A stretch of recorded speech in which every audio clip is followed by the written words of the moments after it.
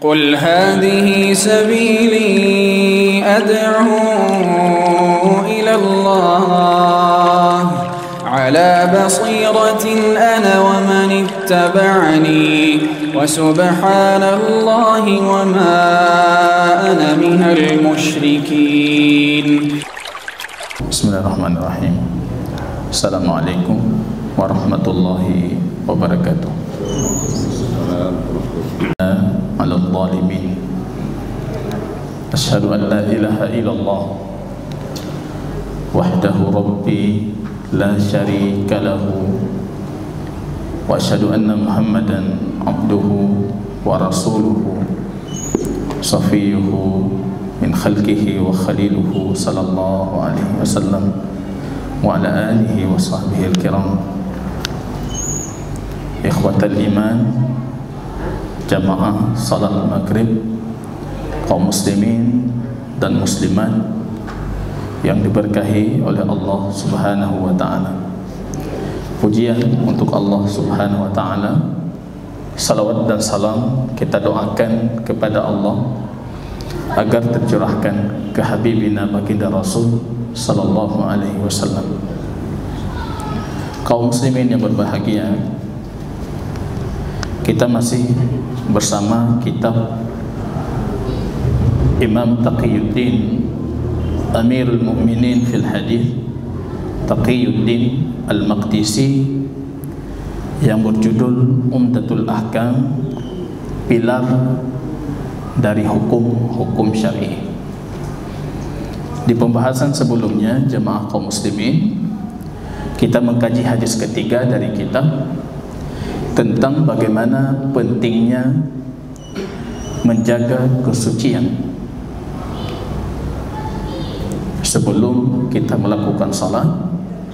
Kemudian kita lanjutkan di hadis ketiga, hadis Abu Hurairah, hadis Aisyah radhiyallahu taala anha, dan juga hadis Abdullah ibnu Amr ibnu al-As yang menyebutkan ancaman keras dari baginda Rasul sallallahu alaihi wasallam bagi mereka yang berwuduk tapi tidak hati-hati dalam wuduk mereka. Ketika baginda Rasul melihat al-aqabud daluh, rupanya ada tumit-tumit ketika dia berwuduk, dia masih bersinar tanpa tercuci dengan air. Berteriak baginda Rasul 3 kali, wailun lil aqabi minan nar, celaka tumit-tumit itu dari api neraka. Wailun kita sebutkan pada pertemuan sebelumnya, itu kata riwayat mauquf dari Abi Sa'id Al-Khudri, itu adalah satu lembah yang ada di neraka Jahannam. Satu lembah yang ada di neraka Jahannam. Ini jemaah kaum muslimin, kalau patut kita berhati-hati, maka sepatutnya sebelum kita berwuduk itu kita memastikan kalau seluruh anggota wuduk itu sudah terbasuhi atau tercuci dengan air. Apalagi kondisi-kondisi yang memang dikhawatirkan orang itu tidak menyempurnakan wuduk, dalam kondisi terburu-buru misalnya, ataupun dalam kondisi-kondisi yang sulit, pergi ke Arab, pergi umrah, airnya panas, atau di kondisi di negara dingin yang airnya sangat dingin di waktu pagi hari. Baginda Rasul menjanjikan bagi kita itu derajat yang ditinggikan, pahala yang dilipat gandakan, dosa-dosa yang dihapuskan. Bagi siapa? Kata Rasul sallallahu alaihi wasallam, liman asbaghal wudu' 'alal makarih, yang menyempurnakan wuduknya walaupun sulit baginya. Susah tapi dia berusaha untuk menyempurnakan wuduknya. Wa kasratul khuta ila shalah, memperbanyak langkah menuju salat. Wa intidharus salati ba'da salah, menunggu selepas satu salat, menunggu salat selanjutnya. Itu dapat 3 fadilah tadi. Pahala yang dilipat gandakan, dosa-dosa yang digugurkan, kemudian derajat kita ditinggikan di sisi Allah. Jamaah kaum muslimin yang berbahagia, kita lanjutkan hadis ini bersama kita. Ini hadis Imam Abu Hurairah, sahabat yang sudah sering kita sebutkan biografi beliau sebagai perawi terbanyak hadis baginda Rasul sallallahu alaihi wasallam. 4 tahun bersama baginda Rasul, betul kan? Tapi sahabat ini menjadi perawi terbanyak. Perawi terbanyak Imam Abu Hurairah. Di sini jamaah kaum muslimin, beliau mengumpulkan 2 hadis dari baginda Rasul sallallahu alaihi wasallam yang digabungkan oleh Imam Al-Bukhari, seolah-olah ketika kita membaca dari kitab ini satu hadis. Padahal hakikatnya kalau kita rujuk ke Sahih Imam Muslim, ini 2 hadis yang terpisah dengan sanad yang sama. Guru sama sampai ke Rasulullah, sanadnya sama, matannya di tempat yang berbeda. Imam Bukhari, madhab beliau dalam ilmu hadis, boleh menggabungkan hadis bagi orang yang memahami ilmu hadis. Jadi baik merangkap tahu gabung-gabung hadis. Jauh hadisnya bacut, hadis dia bacut, berdebat. Tidak bisa kecuali anda itu alim terhadap hadis baginda Rasul, dan itu hadis dengan sanad yang sama. Dan ini Imam Bukhari menyebutkan di 2 tempat terpisah. Imam Muslim, Imam Bukhari menggabungkan, dan guru kita di sini Syekh Taqiyuddin Al-Maqdisi memilih cara Imam Al-Bukhari dengan menggabungkan 2 hadis ini seolah-olah dia itu satu hadis. Hadis Abu Hurairah radhiyallahu taala anhu, anna Rasul sallallahu alaihi wasallam qala. Saya sering bercerita ke jamaah, indahnya membaca hadis itu ketika mendengar Rasul bersabda. Karena tujuan kita belajar memang itu, mendengar perkataan Rasul. Rasul sallallahu alaihi wasallam bersabda, itu harus muncul perasaan berbeda pada diri kita jamaah. Pak Camat khun, Pak Bupati khun, nah itu beda lagi perasaan kita. Tapi ketika kita mendengar Rasul sallallahu alaihi wasallam bersabda, yang hanya biasa perasaan. Rasul kita itu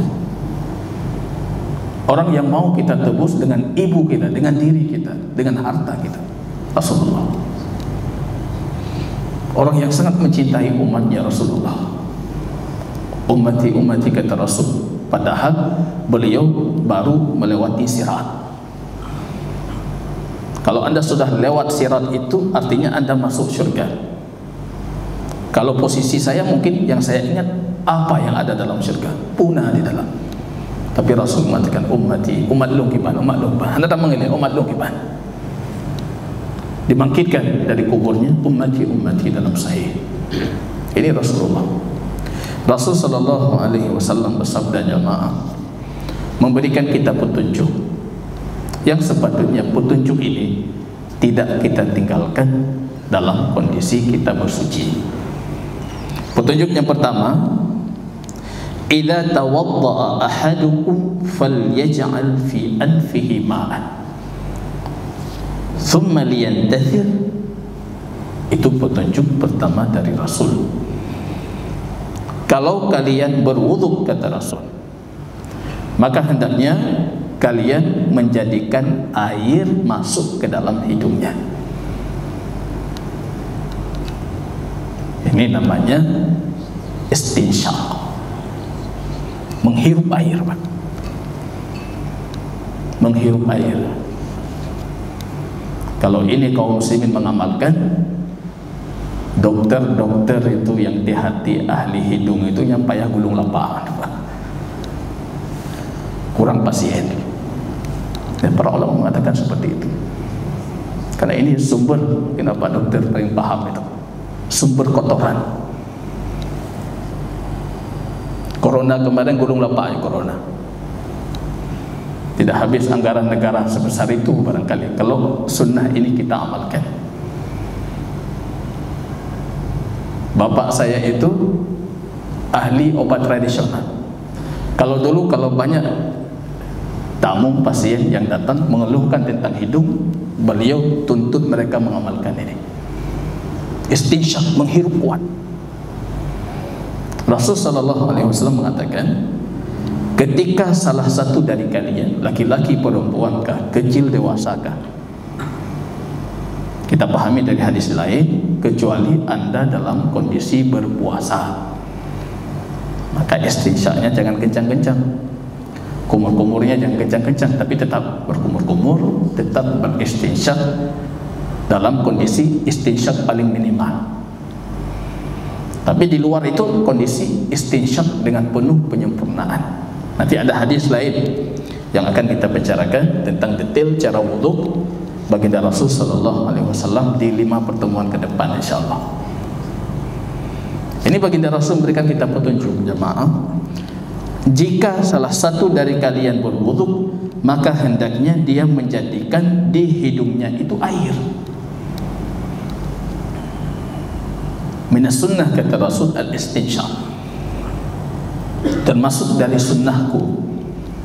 Banyak para fuqaha berfikir hukumnya sunnah, padahal definisi sunnah itu yang boleh kita tinggalkan tidak masalah, kita lakukan dapat pahala, itu definisi para ulama. Rasul tidak pernah menggunakan istilah itu. Yang dimaksud minas sunnah dari petunjukku, dari caraku beragama, jalanku dalam beragama, istinsyaq. Caranya seperti apa? Nanti detailnya ketika kita mulai mencuci tangan 3 kali di awal kita berwudu, kemudian kita berkumur-kumur. Air yang kita ambil untuk berkumur-kumur, sebagian darinya kita hirup, sebagian darinya kita masukkan ke dalam mulut. Jadi istinsyaq itu praktek dalam hadis muttafaqun alaih yang akan kita pelajari, itu dilakukan berbarengan dengan kumur. Lalu pertama dalam mulut, sebagian yang lain kita hirup. Itu namanya istinsyaq. Kemudian apa? Summa liyantasir. Dalam riwayah bil yusra, dengan tangan kirinya. Istinsyaq tangan kanan, istinsar tangan kiri. Istinsar itu apa? Istinsar itu mengeluarkan air yang sudah masuk ke dalam hidung. Nah, itu dilakukan oleh baginda Rasul sallallahu alaihi wasallam dalam sahih yang lain 3 kali secara berurutan.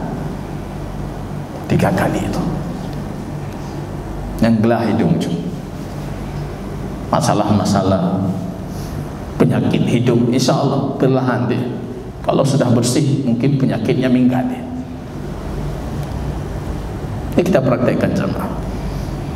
Terlepas hukumnya sunnah atau wajib. Imam Ahmad mengatakan, laisa lahu sarifun. Tidak ada yang menjadikan masalah ini tidak wajib, kata beliau. Kenapa? Karena hidung itu bagian dari wajah. Mencuci wajah wajib, hidung juga masuk ke dalam wajah. Wajib, kata beliau. Yang bilang sunnah harus punya dalil. Tapi mayoritas para ulama, termasuk madhab Imam Syafi'i, ini sunnah. Karena ada dalil, kata Imam Syafi'i, yang menghalangi dari kewajiban istinsyaq. Apa dalilnya? Dalam sahih, datang satu orang Arab Badui kepada Rasul sallallahu alaihi wasallam yang bertanya tentang wudhu. Rasul perintahkan, lihat itu Al-Maidah ayat ke-6. Jadi kalau kita buka Al-Maidah ayat ke-6, di situ tidak ada istinsyaq. Yang ada mencuci wajah. Ataupun hadis yang lain, al-musii fi shalah, yang melakukan kesalahan di dalam salat. Rasul duduk dalam masjid, tiba-tiba ada yang salat dia. Datang ke Rasul, salam, assalamualaikum ya Rasulullah. Dalam riwayah Rasul menjawab, dalam riwayah Rasul tidak menjawab. Salli fa innaka lam tusalli, a'id fa salli. Balik lagi, kamu salat, kamu belum salat. Balik lagi dia. Salat lagi, datang lagi, ya Rasulullah, assalamualaikum. Salli fa innaka lam tusalli. Balik lagi salat, kamu belum salat. Sampai 3 kali, Pak. Tiba-tiba orang ini mengatakan, ya Rasulullah, la usin ghaira hadha. Aku tidak bisa salat lebih baik dari ini. Fa'allimni, maka ajarkan aku salat. Bunuh anakku pernah itu. Tadi Rasul tidak mengajarkan. Kenapa? Karena dia belum sadar kesalahan. Karena dia belum tertuntut dirinya untuk belajar. Ketika dia mengatakan fa'allimni, ajarkan aku ya Rasulullah, baru Rasul mengajarkan. Ini kesalahan kita para guru, kita mengajarkan orang yang tidak mau belajar. Mula ulang tak purno, tata yang A, tata yang B jauh. Rupanya memang mereka tidak mau belajar. Maka rindu kita sebagai guru kadang-kala murid-murid yang betul-betul datang untuk belajar. Kalau saya bercerita kepada siswa kami di sekolah, itu sepertinya murid Imam A'mash. Beliau di majlis beliau di balai, beliau ikat itu anjing itu, anjing yang ganas itu. Beliau buta. Kalau mendengar suara sandal murid-muridnya sudah mendekati, anjingnya dilepas. Pilih. Belum murid nanya ke Haila jadi, dia tidak akan datang lagi. Kalau ada yang balik lagi, dilepas lagi. Sampai siapa yang tersisa, dah berkali-kali itu dikejar balik. Siapa yang balik lagi, itulah hakikat dari murid. Nyanyi dapat orang lagi nyanyi. Dan cina tak menyasih ada makali juga. Tekad tak bawa habis belum jamaah. Ustaz tetap demi apa saya dalam masjid. Ini jamaah kaum muslimin. Butuh mentalitas untuk jadi penuntut ilmu. Begitu jamaah kaum muslimin rahimani wa rahimakumullah. Kembali ke hadis itu. Sudah 3 kali ditegur, tiba-tiba orang itu mengatakan, ya Rasulullah, la usin ghaira hadza. Baginda Rasul mengatakan, idza qumta ila shalah fatawadda kama amarakallah. Hendaknya kamu berwudu seperti Allah perintahkan. Di mana perintah wudu? Al-Maidah ayat ke-6. Di situ tidak ada istinsyaq. Para ulama mengatakan, termasuk Imam Syafi'i, orang ini salat saja tidak bisa. Bagaimana dia tahu tentang istinsyaq itu?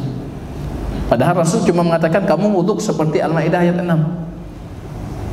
Orang itu badui tadi. Salah dia dalam salatnya.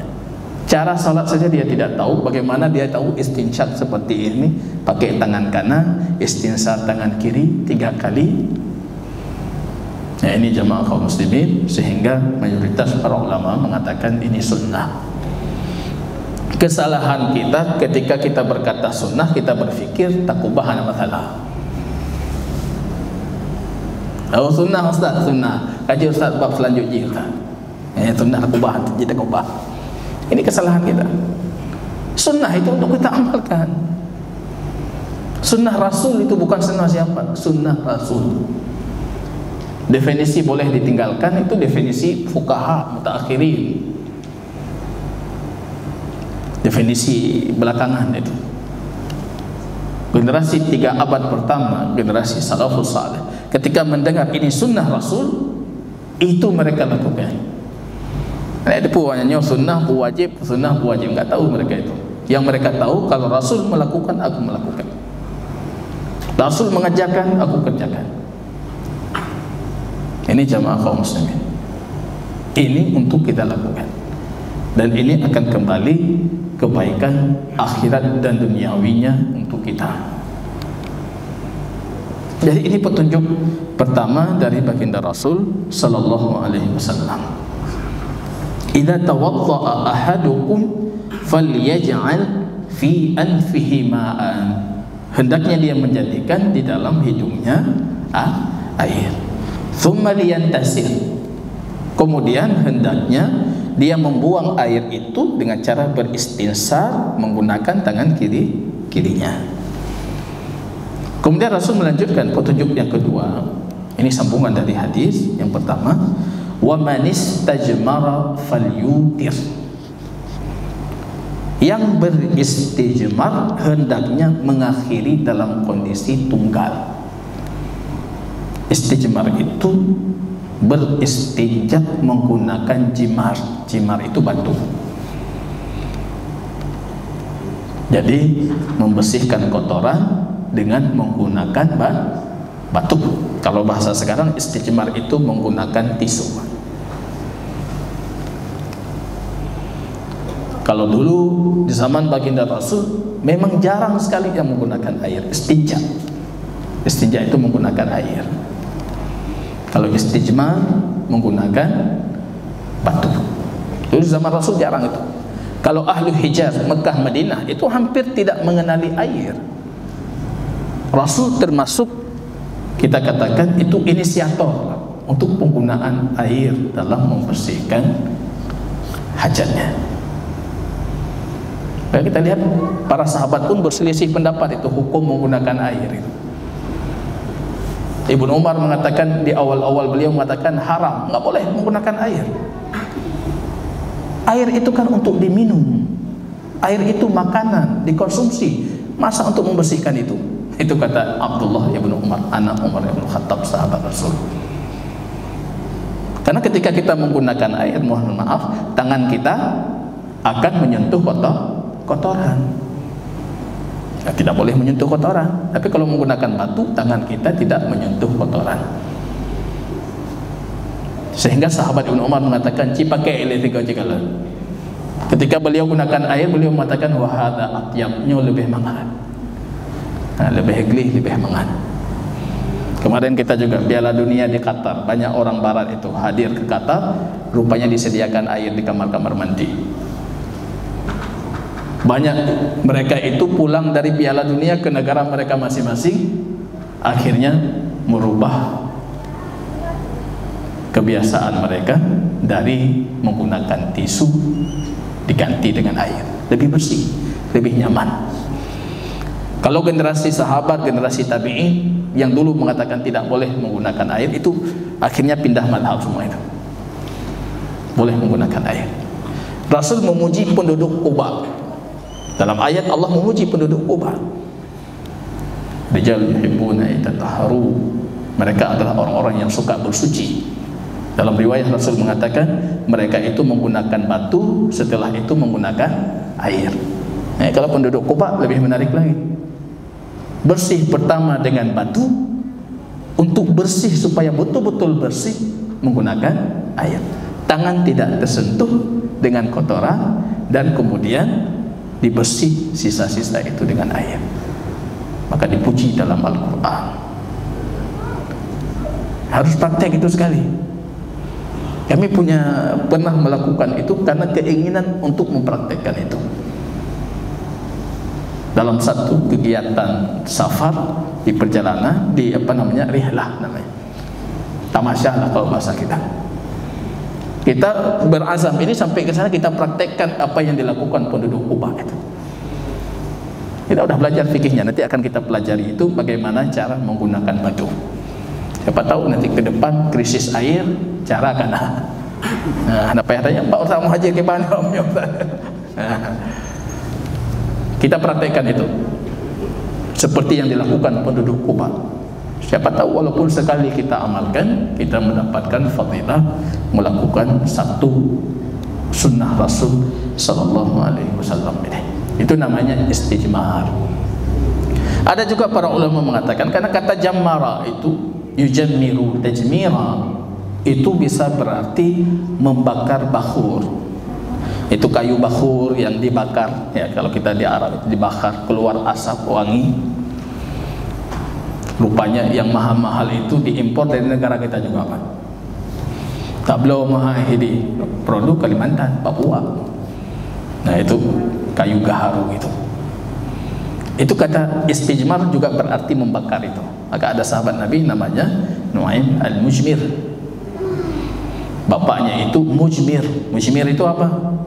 Beliau tidak diketahui namanya siapa, tapi diketahui kerjanya apa. Mujmir. Mujmir itu membakar kayu itu dan mewangikan masjid Nabi.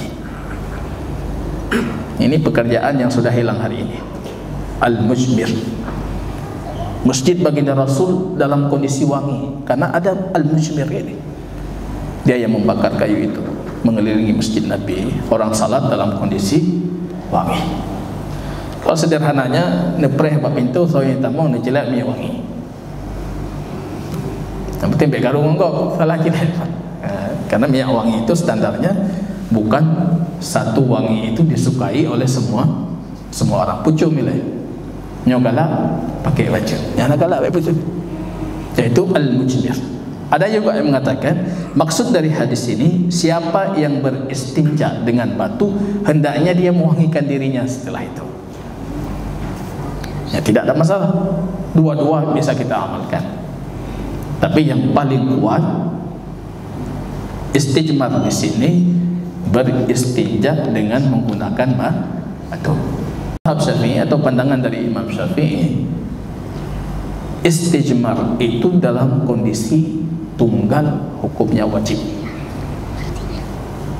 Artinya kalau kita mohon maaf sudah bersih hajat kita dengan 4 batu, tambah 1 batu lagi supaya tunggal. Kalau sudah bersih 3 batu sudah cukup. Nanti akan kita pelajari, tidak boleh menggunakan batu cuma dua batu atau 2 sisi batu, hanya 2. Paling kurang leh minyak leh kasih. Kalau bersih 4 tambah 1 lagi supaya tunggal. Kalau bersih 5 tambah 1 lagi. Ini banyak mutaqaddimin mengatakan hukumnya wajib karena ini perintah. Hukum perintah itu wajib. Hukum perintah wajib. Apalagi Imam Syafi'i menilai bersihnya beristinja menggunakan batu atau tisu ataupun hal-hal yang kasar, yang tidak licin, tidak menyakiti, ya apapun itu bisa kita gunakan untuk membersihkan kotoran. Itu dengan hitungan ganjil. Jadi hitungannya harus ganjil. Ya bukan tunggal tadi, salah, ganjil. Hitungan ganjil. Yang kedua, bersih. Artinya membersihkan. Kotorannya sudah hilang dan sudah bersih. Bersih, kemudian dalam kondisi ganjil. 2 itu dijaga. Siapa tahu kondisi tertentu, kita nggak tahu. Kondisi tertentu menuntut kita untuk melakukan itu. Akhirnya kita sudah tahu hukumnya, jadikan dalam kondisi ganjil dan bekasannya itu sudah bersih. Apa yang tidak kasat mata itu ma'fuun anhu, itu dimaafkan. Ya, karena pasti ya pakai tisu itu tidak bersih seperti menggunakan air. Kalau tisu itu menghilangkan ain, yang kasat matanya sudah hilang, tapi yang tidak kasat mata pasti masih ada. Tapi itu dalam hukum syariah dimaafkan. Tapi tetap diutamakan.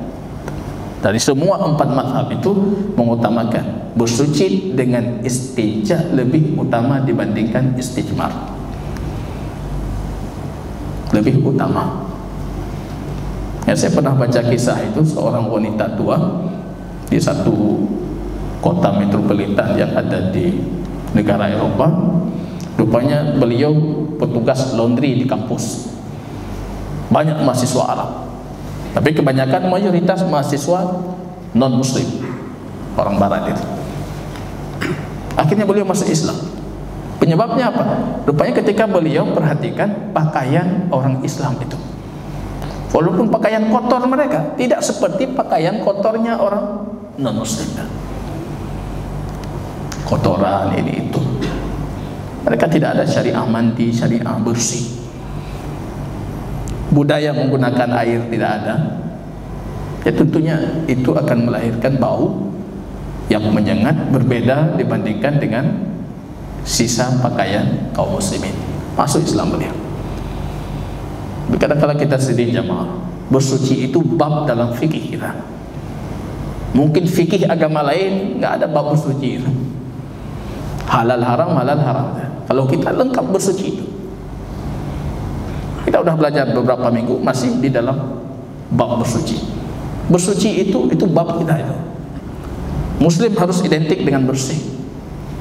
Kalau sekiranya terjadi Muslim itu kotor, maka itu yang harus disesali itu. Karena seharusnya Muslim itu bersih. Maka ini jamaah kaum muslimin rahimani wa rahimakumullah. Wa man istajmara falyutir. Maka siapa yang hendak membersihkan najisnya dengan batu ataupun yang berhukum batu, nanti akan kita pelajari ketika kita berbicara lebih khusus tentang bab istinja. Maka hendaknya dia mengakhiri dalam kondisi ganjil. Hikmahnya apa? Tidak ada hikmah, ini ta'abbud. Ta'abbud, mukmin yang hakiki itu dia tidak akan memperdulikan hikmah. Yang dia mau tahu, kalau Allah suruh saya kerjakan, Rasul suruh saya kerjakan. Apa hikmah harus ganjil padahal sudah bersih tadi 4? Kenapa harus tambah 1 lagi? Apa karena Allah itu besar maka Allah menyukai yang ganjil? Itu disebutkan oleh Rasul. Tapi untuk kasus ini apakah itu juga hikmahnya? Itu wallahu ta'ala alam. Kita kembalikan kepada Allah. Yang kita tahu cuma satu, Rasul perintahkan, aku lakukan. Rasul yu lempubu Mumak yu mentang tak puput pulang baginda Rasul sallallahu alaihi wasallam. Kemudian di sini beliau melanjutkan, wa idza staiqadha, kalau satu dari kalian itu bangun min naumihi, dari tidurnya. Ban bedah falyaksil yadahu qabla ayyudkhilaha fil ina'i thalathan. Maka hendaknya dia mencuci tangannya sebelum dia memasukkan ke dalam bejana 3 kali. Rahjaro ini tangan itu maksudnya sampai pergelangan tangan 3 kali di luar bejana, cuci 3 kali itu. Kalau kita pakai keran, hidupkan keran, cuci tangan dulu. Secara umumnya ada petunjuk Rasul setiap mau berwudu mulai dengan istighfaf. Istighfaf itu mencuci kaf sampai pergelangan tangan 3 kali. Tapi dalam hadis ini lebih khusus lagi, ditekankan ketika bangun dari tidur. Apa sebabnya? Rasul sebutkan ini sebabnya. Fa inna ahadakum la yadri aina batat yaduhu. Karena salah satu dari kalian, seseorang dari kalian tidak tahu di mana tangannya tadi bermalam. Kita nggak tahu kalau dalam kondisi tidur tangan kita pegang apa, raba apa, masuk ke mana, nggak tahu kita.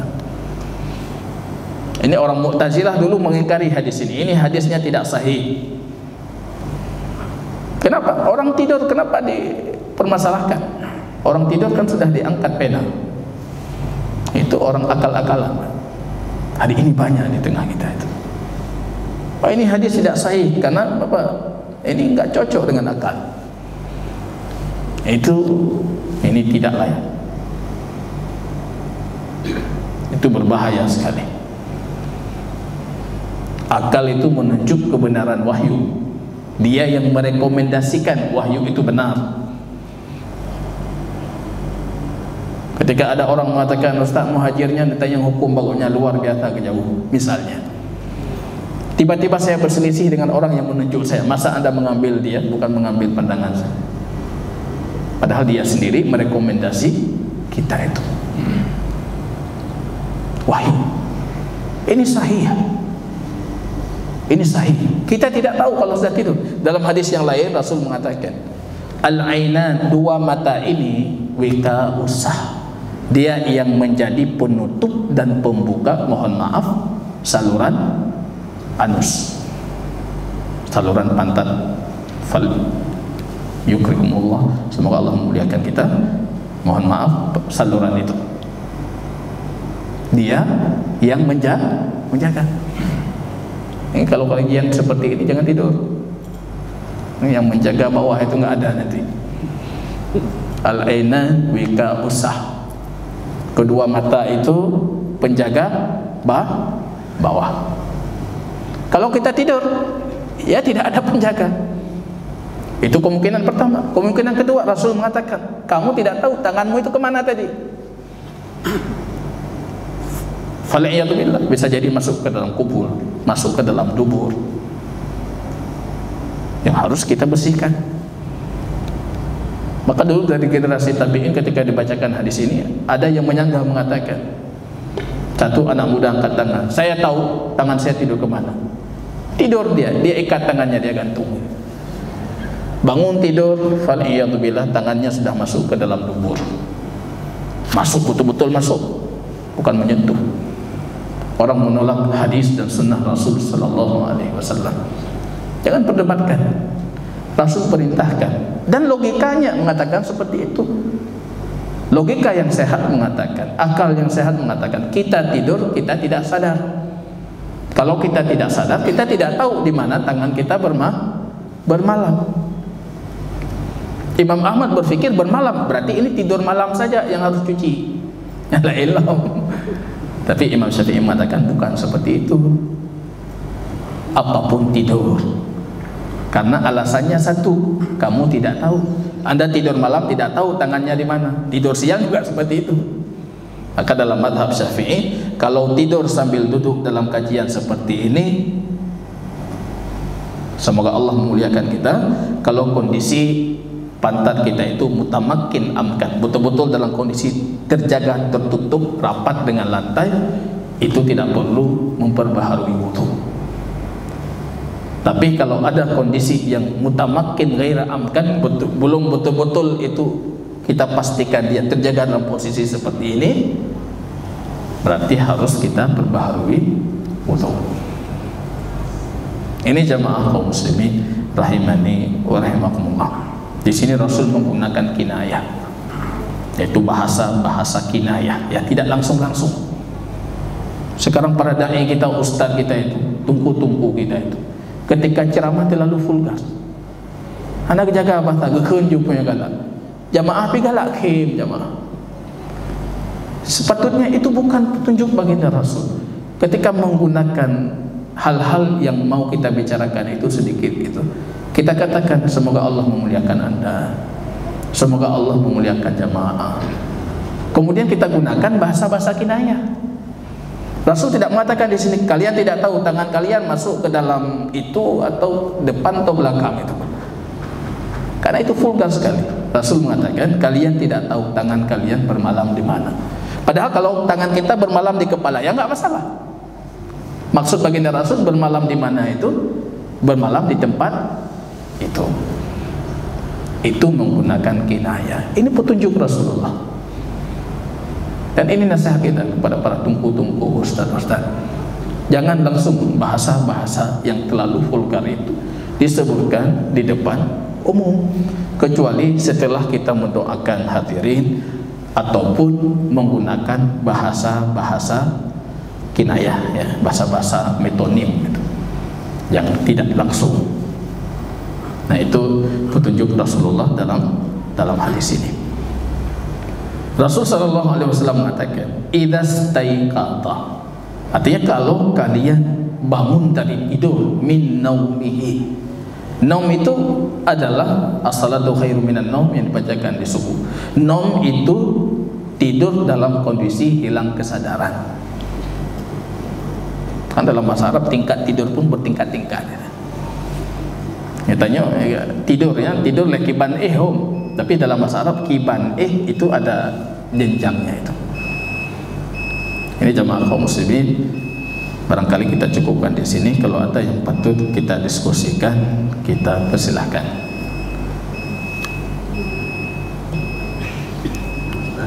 Silakan Bapak, silakan.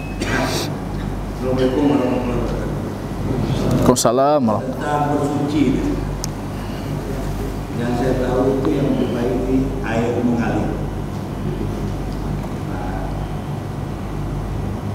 di kampung-kampung pasti saya lihat sudah lama pakai pala.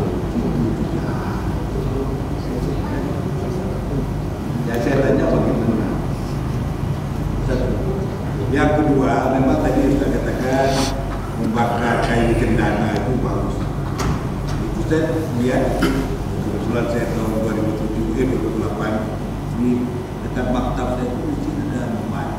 Saya selalu itu dibakar tuh. Cuma tempatnya itu macam kita pekong. Kan abu debu. Jadi saya mau bicara cari mau. Jadi agak itu. Gimana? Kemudian yang terakhir saya suka etika ganjil.